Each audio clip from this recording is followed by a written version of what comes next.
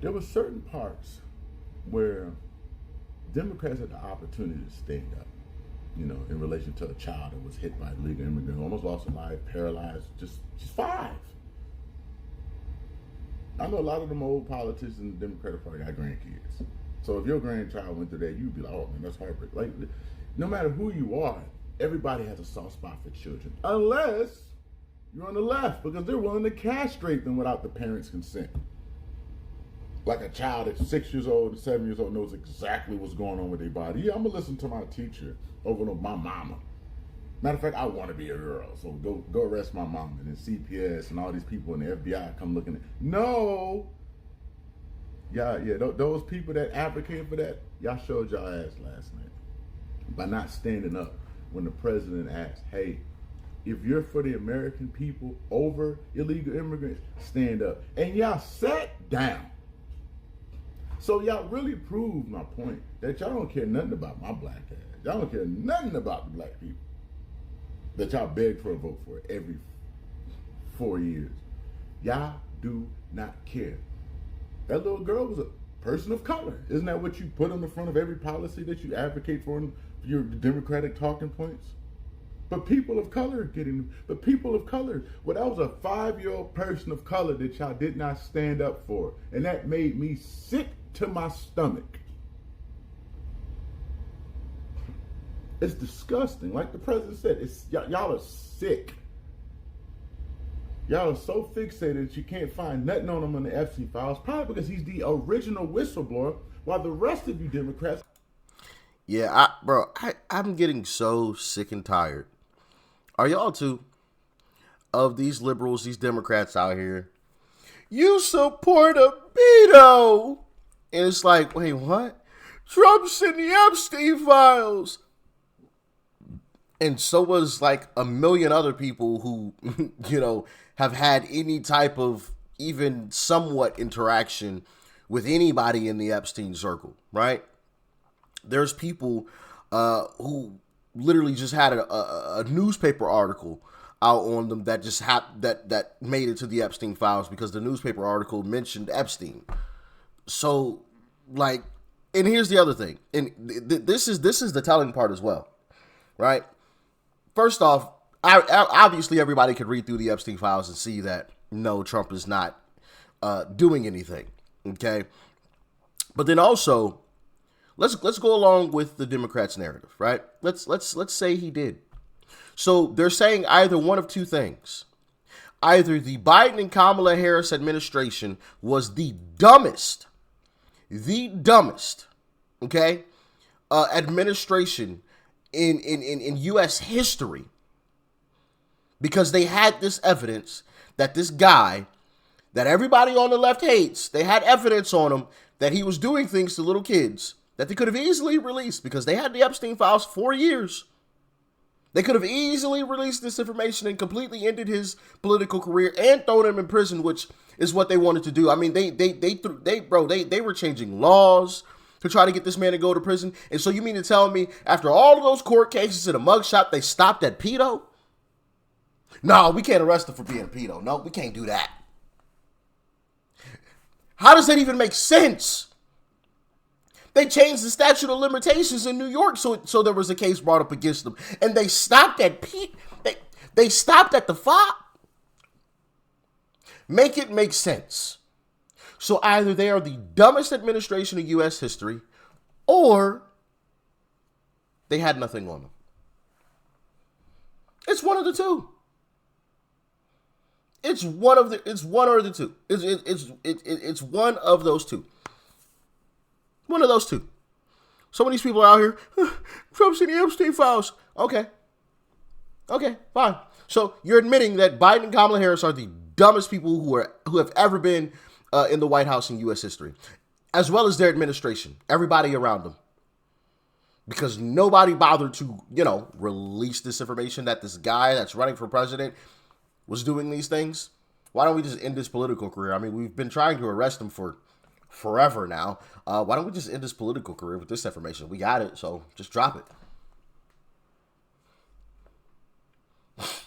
The moment you say that, Democrats get quiet, though. What? You know, the next time a Democrat starts spouting that stuff off, say that and see what happens to them. See what happens. Watch them malfunction. It's hilarious. Was running around hanging with Epstein, but that's a whole nother conversation. I'm just trying to understand, man, why y'all could not stand up for my stepfather last night. That's all I wanted to see. Just a couple of Democrats say, no, it's not right that these illegal immigrants. But y'all on the news saying illegal immigrants ain't killed no Americans. Sitting. So yeah. I'm a registered Republican, y'all. I'm sold. I'm gonna go sign up tomorrow. The newest member of the Republican Party, right here. Yeah, because y'all don't care about us. Welcome to the good side, brother. Care about us when Nah, and you know, it's dope to genuinely see people waking up and realizing that, bro, I've been lied to my entire life.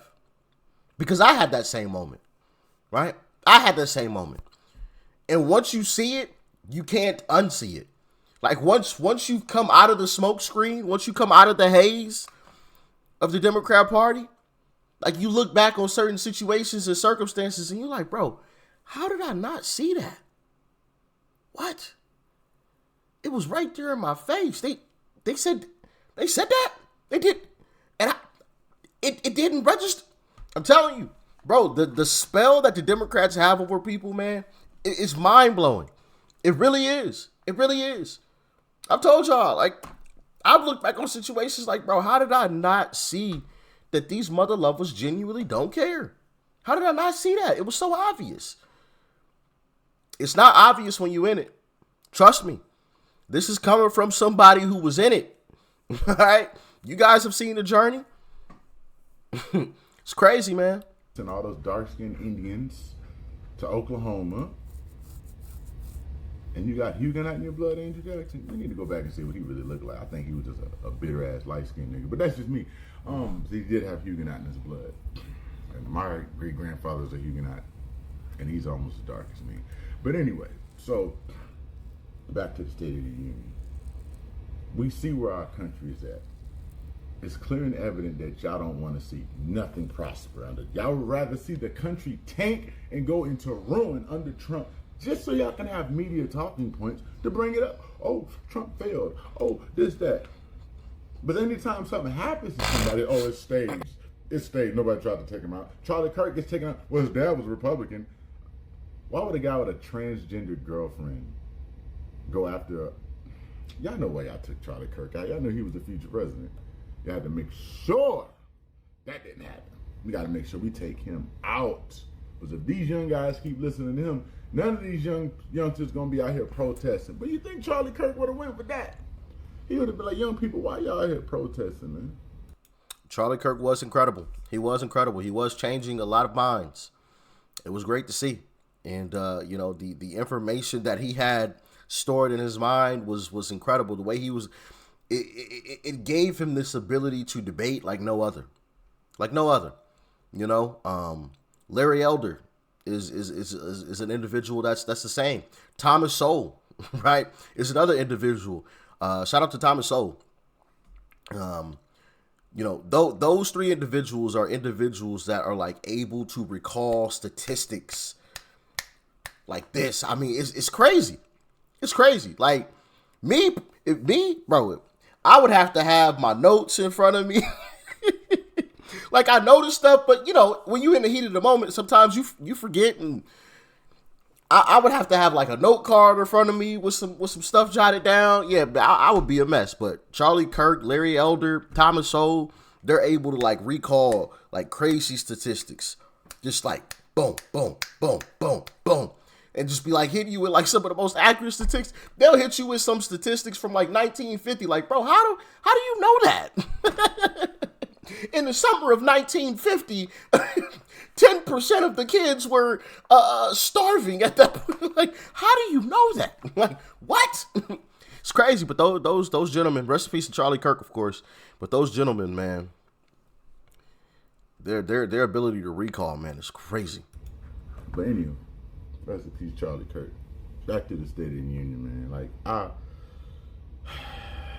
I'm disgusted, man. I'm just disgusted. I put all this energy into this party. I let all you black liberals call me coons for the last 4 months, local artists where I live, letting these white liberal friends call me house Negroes and baby killers for my military service. Like, y'all are really some sick ass, and I'm gonna start treating you as such. Nothing less. I'm gonna treat you the same way I treated those pedophiles that I dealt with on Tuesdays and the Shia Muslims I dealt with on Thursday. I'm gonna treat y'all like them. Y'all are the real enemy of the state and always have been. And documentation shows that since the 1800s, since 1838 of your party's inception. Y'all have always had a problem with a Negro that can speak his mind. How did 12 years a slave happen? Democrats going after black abolitionists and black Republicans, free people of color. Y'all have never liked us. And I'm starting to see that Democrats don't like a free person of color right here. Y'all don't like us. Y'all don't like us. Any black conservative, he's a coon, he's a this, he's a plantation Negro, even though we the ones saying we don't fear white people, and y'all the ones saying y'all do fear white people. So who's really on the plantation? Y'all can't make that make sense to me. I'm done arguing. I'm done going back and forth. Y'all got it. Stay over there and be a Democratic donkey, and I'll be the black conservative elephant in the room. And you better not touch me. We don't protest, we shoot. Well,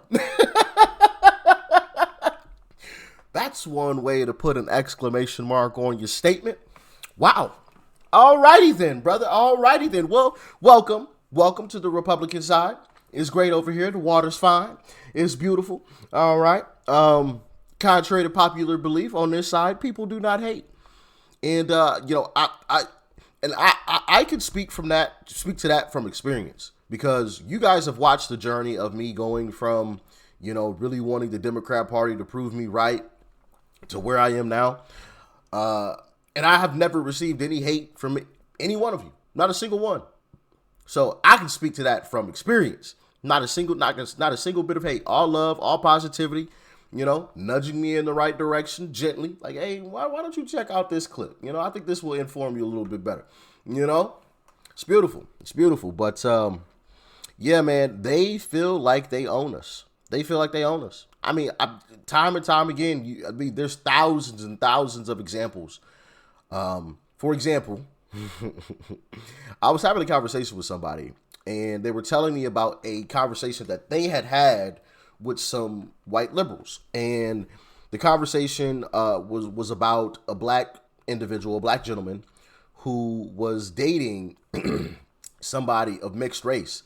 And that gentleman, that black guy, was like, I've never dated someone of mixed race. I've only ever dated white women. And these white liberals were like appalled.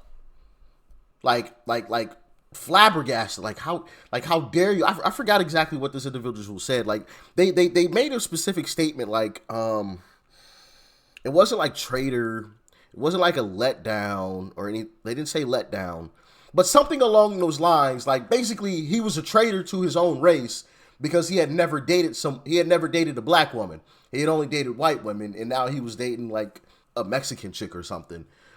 And I'm like, yo, what? So a bunch of white women, a bunch of white liberals are telling a black man that basically he should be ashamed of himself because he's never dated a black woman? Like, is he only supposed to date black women, or white people only supposed to date white people and black people? Like, what are you saying? Like, it's almost as if like they felt like they could control this black guy. Like, what? Bro, white liberals, man, are the most racist individuals I've ever seen. The most racist. And I've gone over examples. Voter ID, they always say, well, people of color are going to be affected. Why? Why not white people? Kathy Hochul was saying black kids don't know how to use computers.